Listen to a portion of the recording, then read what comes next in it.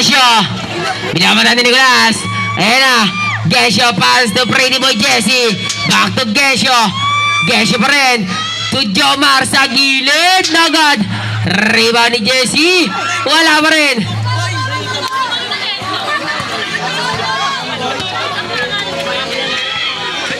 Nicolas. Pass to Pineda. Pineda. To Malyari. Basket yan! Babasa 9 ang Kalamangan. Bilog sa 3. Agad.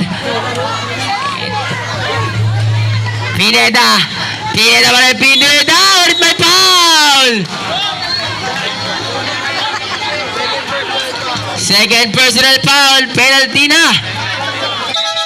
On the board, ref, stop tayo.